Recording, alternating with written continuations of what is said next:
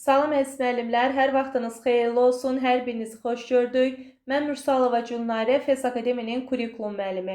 Dəyərli müəllimlər, Naxçıvanda artıq sertifikasiya imtahanları başlayıb. 2 may 2026-cı il tarixində imtahana düşən sualların bəzisini sizə izah edəcəm. Təbii ki, bu suallar müdavimlərin dilindən deyilmiş suallardır. Ona görə ola bilər ki, variantlarda fərqli yanaşmalar olsun. Biz sadəcə ümumiləşdirib ümumi məzmunu sizə təqdim edirik. Əgər bu izahlar sizə yararlı olacaqsa və növbəti günlərdə düşən suallardan xəbərdar olmaq istəyirsinizsə, yenə də kanala abunə olun ki, həmin sualların da izahı bir-bir çəkiləcək.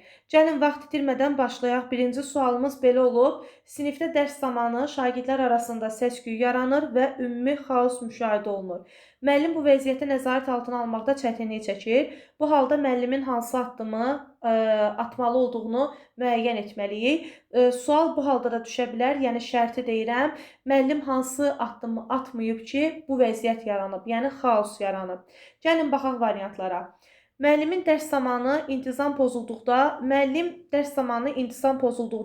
müdaxilə etməlidir.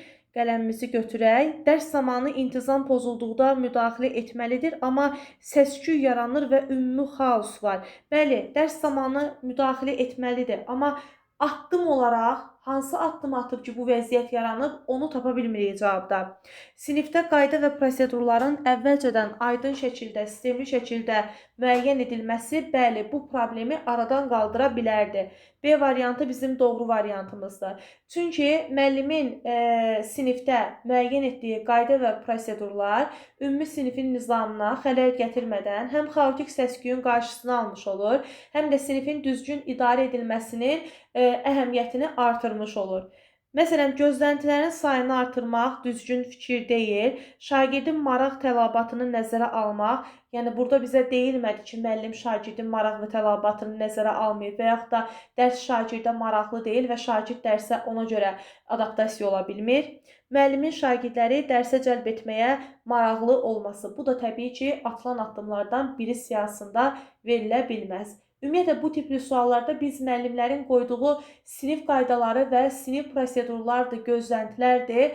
Bunlara daha çox diqqət etməliyik. Çünki sinifin idarə edilməsində ən vacib 3 addım var: gözlənti, prosedur, qayda.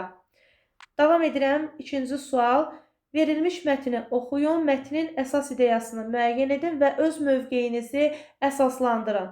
Tapşırıq Bloom'un idraç taksonomiyasının hansı mərhələsinə uyğundur? Bugün düşən taksonomiya sualları rahat suallar olub. Ümid edirəm ki, növbəti seanslarda da bu belə davam edəcək. İkibaşlı suallar ümumiyyətlə olmayıb, çətin suallar olmayıb metodikada və əgər diqqətlə suallara baxsanız, görəcəksiniz ki, 10 sualın hər birinə düzgün cavab vermiş olursunuz.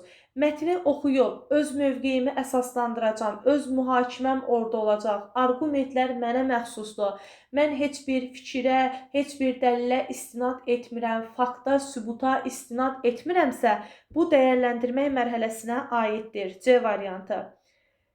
Davam edirəm. Üçüncü sual yenə də sinifin idarə edilməsi ilə bağlıdır. Sinifə yeni bir şagird gəlib, bir neçə şagird onun danışıq tərzini bəyənmir, gülürlər. Müəllim vəziyyəti müşahidə edir və dərsin gedişində də bu halın təkrarlandığını görür. Müəllim hansı addım atmalıdır?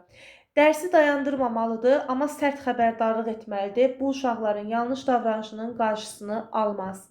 Bütün siniflə empatiya, hörmət və müxtəlifliyə münasibət mövzusunda müzakirə təşkil edə bilər, şagirdlərlə fərdi danışa bilər. Bəli, doğru variantımız B variantıdır. Müəllimin şagirdlərlə bu cür məsələlərdə fərdi danışması, qısa ara verərək əməkdaşlıq qaydalarını onlara xatırlatması, empatiya hissini onlara xatırlatması doğru variantlar sırasında verilə bilər. C variantında deyir ki, yeni şagirdi qorumaq məqsədi ilə ona az fəaliyyət verərlər. Bu da ayrı-seçkilikdir, qərəzli yanaşmaqdır, doğru deyil. Problemi böyütməmək üçün müdaxilə etmirəm, gözləyirəm vəziyyət özü düzəlsin. Normal bir strategiya deyil bu da. Yalnız qaydanı pozan şagirdləri cəzalandırıram və valideyn iclası edirəm. Ümumiyyətlə, bu tipli situasiyalarda valideyn iclası yox, müəllimin birinci öz müdaxiləsi lazımdır ki, şagirdlərdə qeyd etdiyim kimi empatiya, emosional intellekt, tənqidi təfəkkür, mənəvi dəyərləri və əməkdaşlıq hissini formalaşdıra bilsin. Davam edirəm, növbəti sualımız qiymətləndirmə ilə bağlı bu gün sual düşüb, summativ və diaqnostik qiymətləndirmə ilə bağlı. Summativ qiymətləndirmənin məqsədi nədir? Şagirdin nailiyyət səviyyəsini qiymətləndirmək və onun kəmiyyətlə ifadə edilməsinə kömək etmək. Bəli, summativ qiymətləndirmənin məqsədi doğru olaraq A variantında öz əksini tapır. Şagirdin ilkin bilik və bacarıq səviyyəsini müəyyən etmək diaqnostik qiymətləndirmədir. Şagirdin potensialını üzə çıxartmaq, onu inkişaf elətdirmək formativ qiymətləndirmədədir. Dərsin sonunda şagirdin bilik və bacarığını qiymətləndirmək də formativ qiymətləndirmədir. Təhsil səviyyələrinin sonunda monitorinq ümumiyyətlə məktəbdaxili qiymətləndirmənin növü sırasında verilə bilməz. Növbəti sualımıza gəlin keçək. Yanlış fikri istəyir. Yenə də qiymətləndirmə ilə bağlı bir sualdır. Məktəbdaxili qiymətləndirmə dedikdə şagirdin təlim fəaliyyətinin nəticəsinin müəllim və ya məktəb rəhbərliyi tərəfindən ölçülməsini nəzərdə tuturuq. A variantı doğrudur. Məktəbdaxili qiymətləndirmənin 3 növü var: diaqnostik, summativ, formativ. Qiymətləndirmə şagird nailiyyəti haqqında etibarlı informasiya üçün əsas vasitədir. Bu fikrimizdə doğrudur. Diaqnostik qiymətləndirmə şagirdin psixologiyası, dünya görüşü haqqında da bizə məlumat verə bilər. Doğrudur. Həm psixologiya, həm dünya görüş, ilkin bilik və bacarıq, mövcud səviyyə nə yerdədir? Diaqnostik qiymətləndirmə bizə məlumat verir. Diaqnostik qiymətləndirməni bölmə sonunda apararaq şagird nailiyyətini ölçmək olar. Diaqnostik qiymətləndirmədə həmişə əvvəl sözü var, son sözü yoxdur dəyərli müəllimlər. Ona görə də doğru olmayan variantımız D variantıdır. Y variantında da deyir ki, summativ qiymətləndirmə təlim prosesinin müəyyən müddətinə qədər şagirdin öyrəndiyinin ölçülməsidir ki, da doğru fikirdir. Növbəti sualımızla davam edirik. Yenə də sinifin idarə edilməsinə aid bir sualdır. Müəllim sinifdə qayda və prosedurları tətbiq edir, amma şagirdlərin davranışında problemlər var. Bunu aradan qaldırmaq üçün müəllim bu davranışa səbəb olan amilləri araşdırır, negativ davranışları minimuma endirmək üçün tədbir görür. Bir müddətdən sonra sinifdəki uşaqların davranışının müsbətə doğru dəyişdiyini görür. Deyir, situasiya ilə bağlı hansı fikir yanlış ola bilər? Müəllim müşahidəyə əsaslanaraq düzgün pedaqoji yanaşma seçmişdir. Bəli, əgər şagirdin negativ davranışları aşağı düşürsə, A variantı doğrudur. Müəllim davranışın səbəbini araşdırar, fərdləşdirilmiş və məqsədyönlü müdaxilə tətbiq edər. Yəni, ola bilər ki, müəllim şagirdlərlə fərdi danışıb, problemi həll edib, situasiyamıza görə B-ni də doğru götürə bilərik.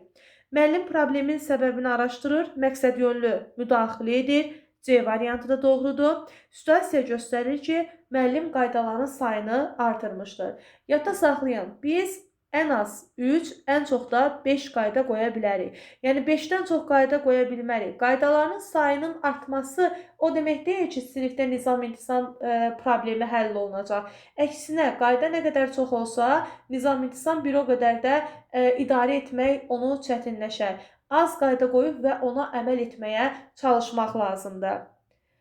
Növbəti sualımız diaqnostik qiymətləndirmədir. Gəlin baxaq bir yerdə. Diaqnostik qiymətləndirmə ilə bağlı fikirlərdən biri yanlışdır. Diaqnostik qiymətləndirmə şagirdin mövcud səviyyəsi haqqında və inkişafı haqqında nəticə çıxartmağa imkan yaradır. A variantı doğrudur. Diaqnostik qiymətləndirmə müəllimin təlimə keçməzdən öncə güclü və zəif tərəflərini, şagirdin doğru və yanlış bildiklərini, hansı problemlərlə qarşılaşa bilərik, fərdi xüsusiyyətlərini müəyyən etməkdə bizə kömək edən ilkin qiymətləndirmədir. Bəli, bu həm də diaqnostik qiymətləndirmənin açar sözlərindən, tərifindən biridir. Diaqnostik qiymətləndirmə nəticələri şagirdin yekun summativ qiymətinə təsir edir. Xeyr müəllimlər, C variantımız səhvdir. Diaqnostik qiymətləndirmə nə summativə, nə formativə təsir etmir. Yəni, bu fikir yanlışdır. Bəli, biz amma diaqnostik qiymətləndirməni düzgün aparmaqla təlimi düzgün qura bilərik, şagirdimizi daha gözəl tanıya bilərik və hardan başlamalıyıq? Müəllim hardan başlamalıdır? Necə başlamalıdır sualına cavab tapa bilər. Deməli, 7 sualımızı sizə izah etdim. Yenə də dəqiq suallar gəldikcə həmin sualların izahı da sizinlə paylaşılacaq. Bugün ümumi qeyd edim ki, qiymətləndirmə, summativ diaqnostik qiymətləndirmə, inteqrasiya sualı hər imtahanda fransız dili, rus dili, Azərbaycan dili, ingilis dili, informatikada mütləq bir sual inteqrasiyadan düşüb.